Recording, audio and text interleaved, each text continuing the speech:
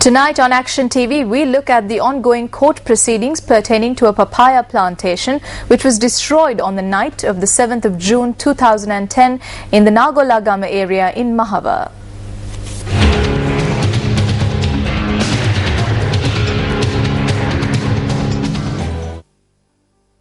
The police notified the Mahava magistrate today that they had been informed by the two relevant mobile phone service providers that the call logs of 4 mobile phone numbers, which the magistrate had ordered to be submitted to court in relation to ongoing investigations into the destruction of a papaya plantation in Nagolagama, Mahava, had been erased. Court convened hearings on the ongoing investigations into this crime for the 19th time today.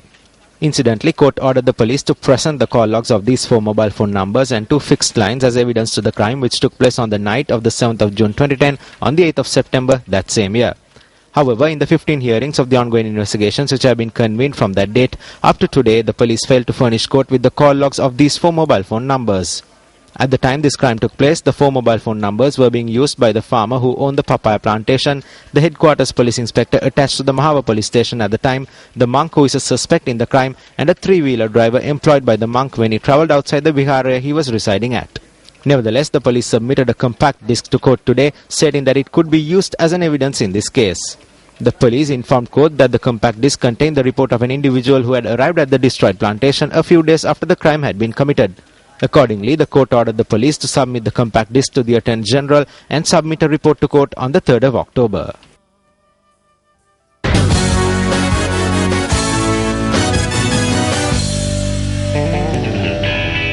The trophies of the ICC World 2020 tournament to be held in Sri Lanka next month were brought to the island today. The trophies were brought to the Bandaranaike International Airport in Katunayake this morning from Dubai.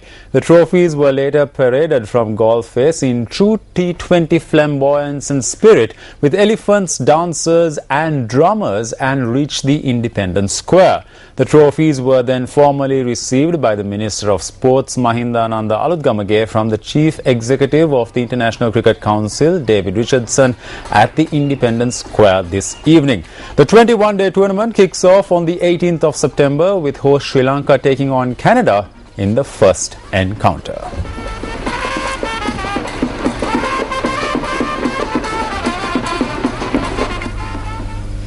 Well, Hong Kong clinched a semi-final spot at the 8th Asian Netball Championships by beating Japan at the Sugardasa Indoor Stadium in Colombo today. Malaysia also qualified for the semi-finals after beating Brunei today. The first match of the day of the Asian Netball Championships saw Hong Kong take on the Japanese. Hong Kong led the first half 36 points to 6. The ladies from Hong Kong continued their dominance in the second half as well and went on to win the match 61 points to 22. Meanwhile, Malaysia took on Brunei in their last group encounter today. Malaysia led the first half 41 points to 6. The Malaysians continued their quick scoring in the second half and cruised to a 72 points to 10 victory. Hong Kong and Malaysia now join Singapore and host Sri Lanka in the semi-finals of the tournament. World number 15 squash player Deepika Pallikal of India was awarded the prestigious Arjuna Award by the Sports Ministry of India today. The award was presented by Indian President Pranab Mukherjee. Squash player Deepika Pallikal, who was the first Indian to reach the semi-finals of a gold series in Australia, was awarded the Arjuna Award, one of India's highest sports honours. 22-year-old Deepika, who played her first international tournament when she was in her 6th grade, is India's highest ranked squash player. Also, Yuvraj Singh, who recently recovered from a rare germ cell cancer, was the only cricketer among the 25 Arjuna Award winners. Meanwhile, Olympic medal winning pistol shooter Vijay Kumar and bronze medal winner wrestler Yogesh Dutt were presented the Rajiv Gandhi Khel Ratna Award. Moving on to cricket news now, England Test captain Andrew Strauss announced his retirement from professional cricket today. The move comes just days after England lost their number 1 Test ranking to South Africa, who created history yesterday.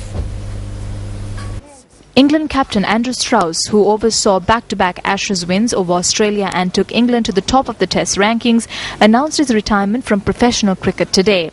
The left-handed batsman, who had been in charge since 2009, will be replaced by one-day skipper Alistair Cook. After much thought over the last few weeks, I've decided to step down as England Test captain and announce my retirement from all forms of cricket. It has clearly been a tough decision to make, but I believe it is both in the best interests of the England cricket team and myself to step down at this stage. There are too many people who have helped me on this incredible journey to mention them all by name, but I'd like to thank all the Middlesex and England players I've played alongside, as well as the phenomenal coaches and support staff with whom I've been fortunate enough to work.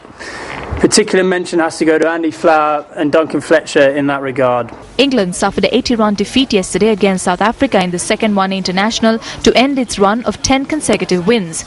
South Africa, on the other hand, became the first side to be ranked number 1 in Test, One Day and 2020 cricket. Really in the contest. Novak Djokovic, Venus Williams and Serena Williams advanced to the second round of the US Open, while 8th seed Caroline Wozniacki crashed out after being beaten by a player ranked 96th in the world.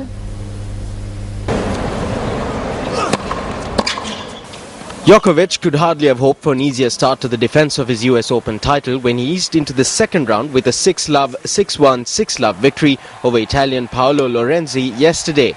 Such was the Serbian second seed's dominance that the crowd roared with approval when Lorenzi held serve in the opening game of the third set. But it was a minor triumph as Djokovic wrapped up the victory in just 73 minutes.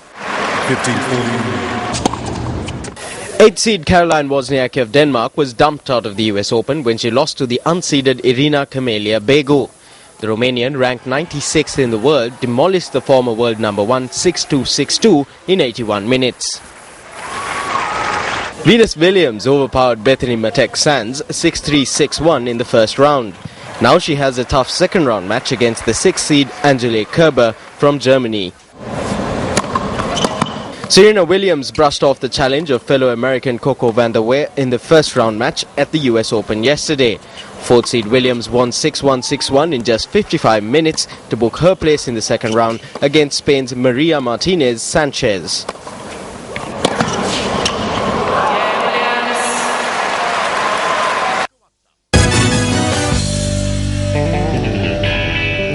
While most people will not consider an aquarium as a place to view art, one aquarium in Tokyo is looking to change that by putting the fish inside the artworks themselves. The Art Aquarium in downtown Tokyo has over 5,000 goldfish swimming through its myriad of tank designs. We wrap up today's edition of Primetime News with these artistic visuals. I'm Mahina Bongzo. And I'm Shane Silva. Good night. Good night.